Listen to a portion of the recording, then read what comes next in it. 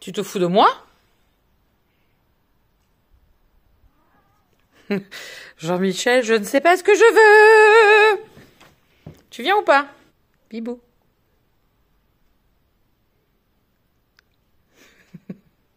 Bon, mais écoute. Faut que je vienne dehors, moi?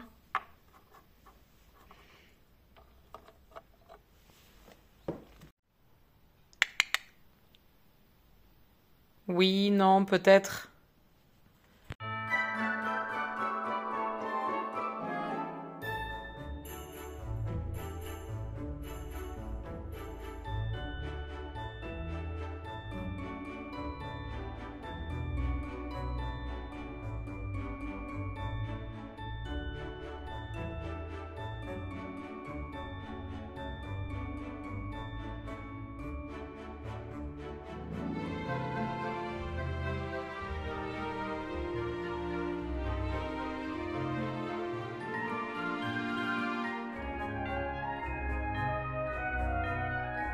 Bonjour et bienvenue, ou bonsoir, parce qu'il fait nuit, donc c'est le soir, là, quand je tourne. Bonsoir et bienvenue dans cette nouvelle vidéo, ce nouveau vlogmas qui sera le 10e déjà.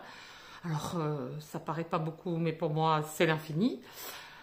Et on est le jour 12. Aujourd'hui, je vous propose une petite vidéo des romans pour 2025. Parce qu'il y a des livres que je repousse continuellement, alors que je suis certaine que je vais adorer. Je vais coupler ça à ce qu'a intitulé Manon Perception du coup de cœur. J'ai trouvé l'idée géniale. Ça fait partie de son vlogmas 8, je crois que c'était. Où elle nous parle en fait de romans qu'elle veut absolument lire. Donc elle se fait une petite sélection, pas trop, pour pouvoir les lire assez rapidement. Alors moi par contre je vais les mettre sur toute l'année 2025. Et des romans où vous êtes sûr d'avoir un coup de cœur. Que vous le sentez parce que vous avez déjà lu un auteur, parce que vous connaissez déjà la plume, que vous savez que vous avez adoré ses précédents romans. Alors, peut-être aussi, suivant peut-être des avis que vous avez vus passer, ou peut-être aussi parce que le résumé vous tente énormément et que vous avez déjà eu quelque chose, une petite perception en vous-même, votre petit cœur rabattu, fort pour cette histoire, sans avoir encore lu totalement le contenu. Pour plein de raisons différentes en fait. Donc perception du coup de cœur. Donc je renvoie, je mettrai le lien de la chaîne de Manon.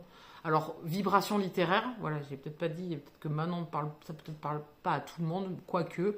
Je pense que pas besoin de la présenter. Elle avait trouvé ça sur des vidéos anglophones. Donc dans l'année 2025, si j'ai lu les romans que je me suis sélectionnés, j'en referai une autre. Pour l'instant, je me suis cantonnée à 7 romans. J'ai pas voulu faire sur toute l'année 12 livres, 12 romans, parce que j'ai déjà le jeu de la palle que je voudrais bien faire marcher dans l'année 2025. Et j'ai également le Friends Book Challenge avec les copains du Twitch.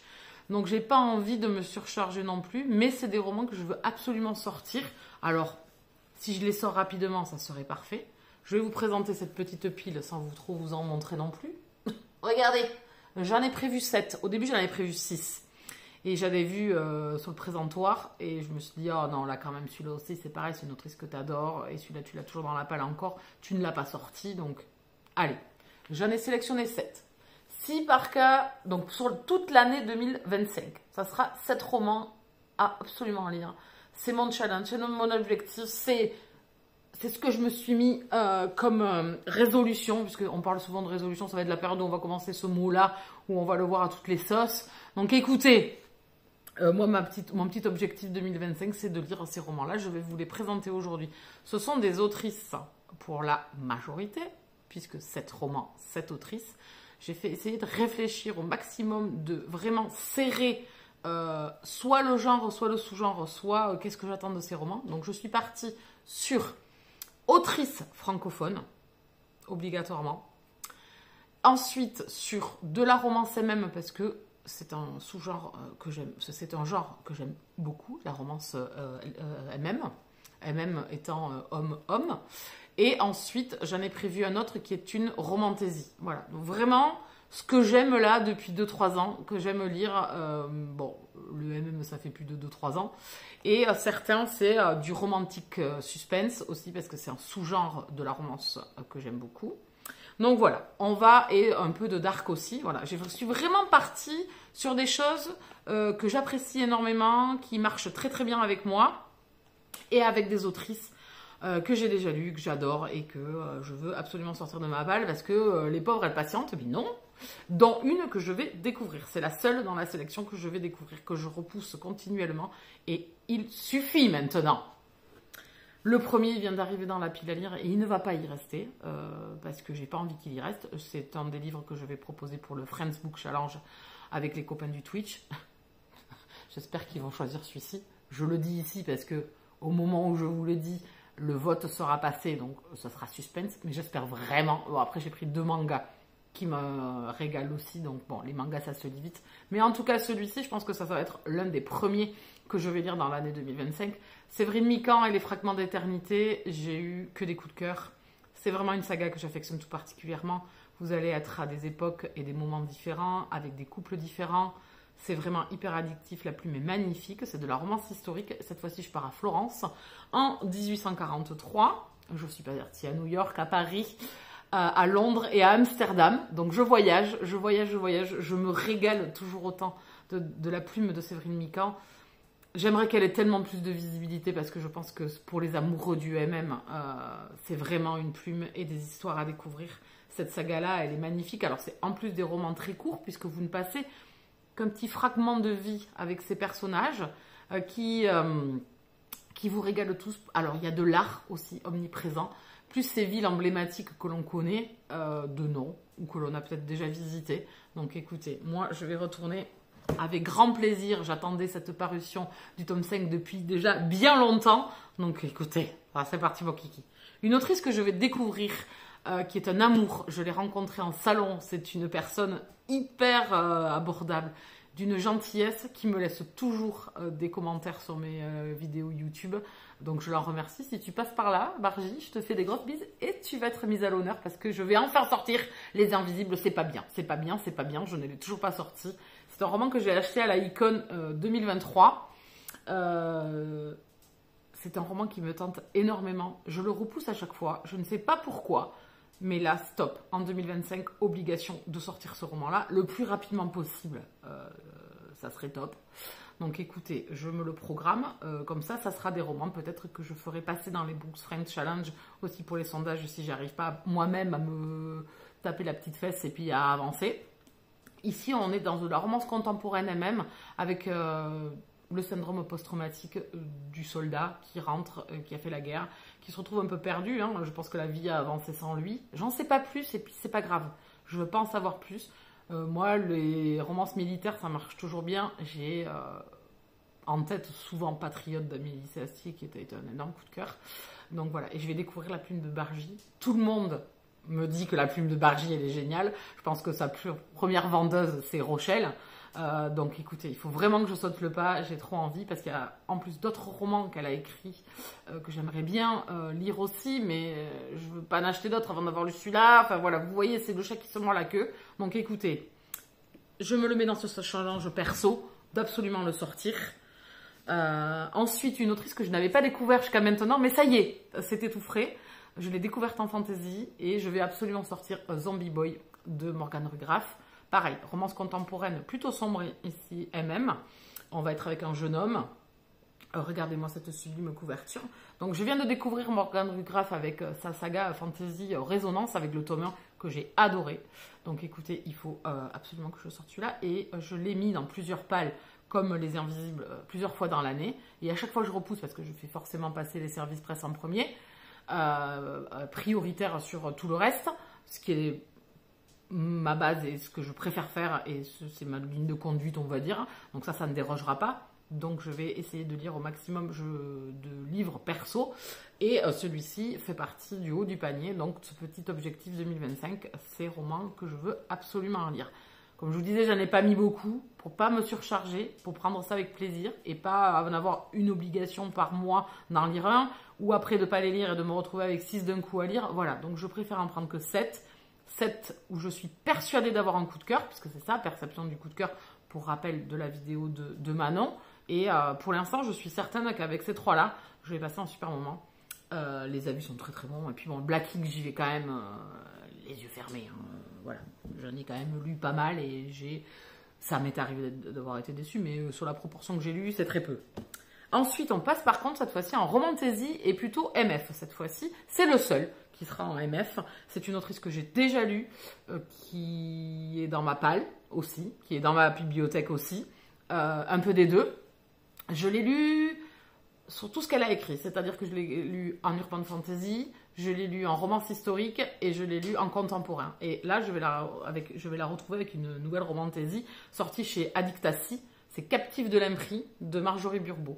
Donc Marjorie, je l'ai lu au tout début où elle a écrit sa trilogie La Dernière Nymphe. Alors, je vous en ai parlé il n'y a pas longtemps. Malheureusement, j'ai appris qu'il n'était plus disponible. C'est bien dommage parce que c'était une saga d'urban fantasy qui valait vraiment le coup, qui était vraiment super. Donc je vais découvrir celui-ci de Marjorie. J'ai lu Marjorie aussi dans une romance historique qui se passe à Venise, qui était excellent. J'ai le tome 2 à lire. J'ai lu le spin-off de La Dernière Nymphe, qui était grandiose aussi. Je me suis régalée dans cette spin-off. Je l'ai vraiment surkiffé. Il y avait en plus une alternance de temps. Ça, j'adore. Et je l'ai lu en contemporain avec un professeur qui tombe amoureux d'une de ses élèves. Et j'avais beaucoup aimé aussi. Donc écoutez, je veux découvrir celui-ci. Là aussi, on est en romantasy. On est avec une jeune femme prisonnière. J'en sais pas plus. C'est du fantastique parce qu'on va avoir, comme d'habitude, des sorcières, des humains, des sirènes. Donc voilà. Moi, elle m'a pagué. Ça va être mon premier Addictasy de cette collection-là de chez Addictive. Et voilà, j'ai hâte de retrouver la plume de Marjorie parce que là aussi, c'est une plume qualitative. Et je suis certaine d'avoir un coup de cœur parce que vraiment, j'aime beaucoup ce qu'elle écrit. Donc, je veux absolument lire celui-ci en 2025. C'est obligé. Je viens de l'acheter. Je l'ai acheté en septembre, octobre. Je l'ai acheté en octobre pour le lire assez rapidement. Donc, il est dans ce challenge. Une duologie où j'ai adoré le tome 1. Mais qu'est-ce qu'elle attend pour lire le tome 2? En plus, au vu de la fin de ce tome 1, bon sang, qu'est-ce que t'attends? Donc ici, on est dans la dark fantasy et même avec Aphantasia de Rochelle Kirst. J'avais sauté sur l'achat de ce deuxième opus parce que c'était la fin, la maison d'édition fermée. On n'allait plus retrouver cette duologie pour le moment. Rochelle avait décidé de ne pas la rééditer, même en auto-édité ou autre. Donc, j'avais sauté sur l'occasion et je ne l'ai pas sorti. J'ai adoré le premier. La plume est magistrale là aussi. L'univers est extra, les personnages, enfin tout m'a plu. Tout m'a captivé vraiment dans cette histoire. J'avais vraiment adoré le premier. C'était très sombre. C'était vraiment comme un conte gothique. L'ambiance, l'atmosphère est grandiose dans cette duologie. On est avec des vampires et vraiment c'est dark. Et j'ai hâte de découvrir la fin de cette histoire, le dénouement. Puis retrouver les personnages, qu'est-ce qui se cache derrière un petit peu cette énigme qu'il y a autour d'Isaac. Donc écoutez, voilà, celui-là, je veux absolument le sortir. Je l'avais acheté, pareil, à la Icon 2023. Il est grand temps que ce roman-là sorte et que je le lise.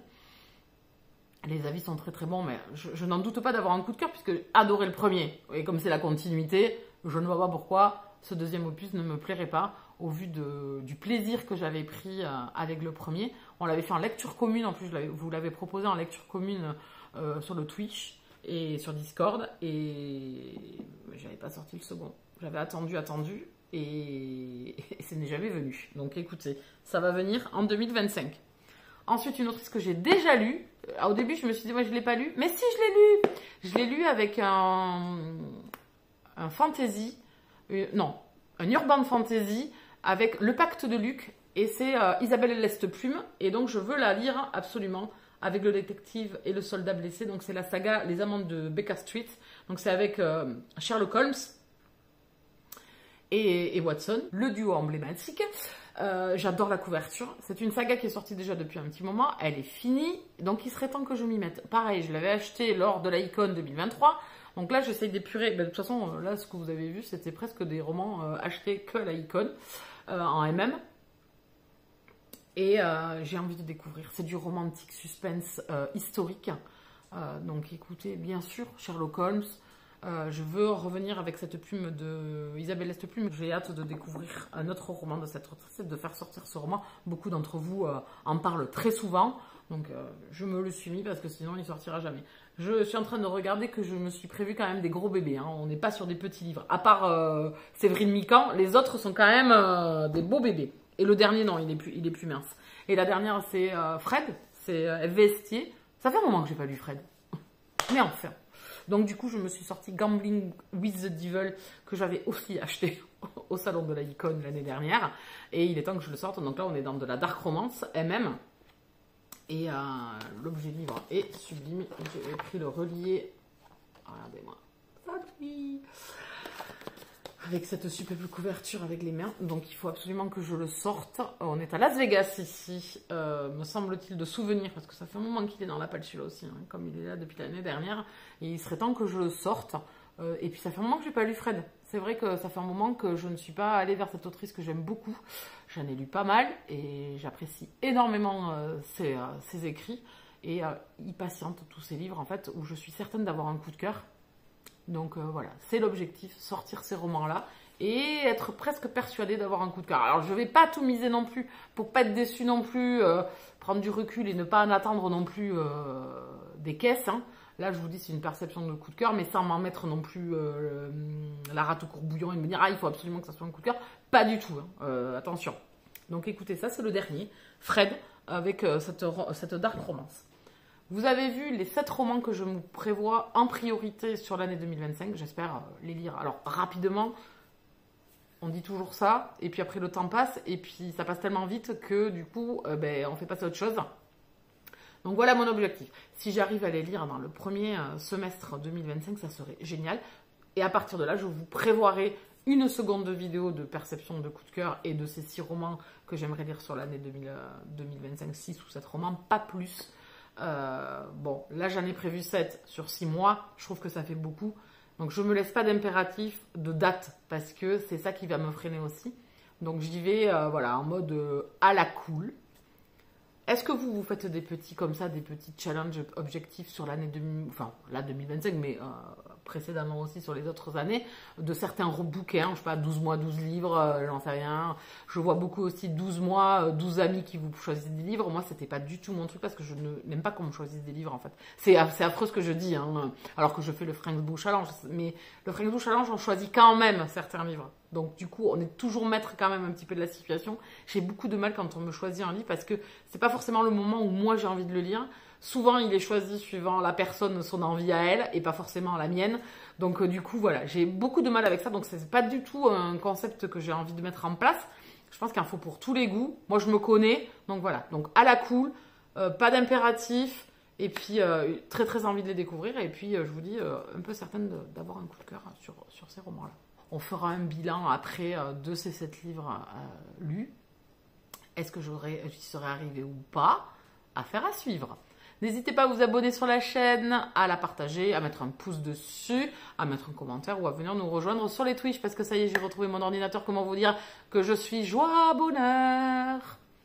Allez, bisous câlins.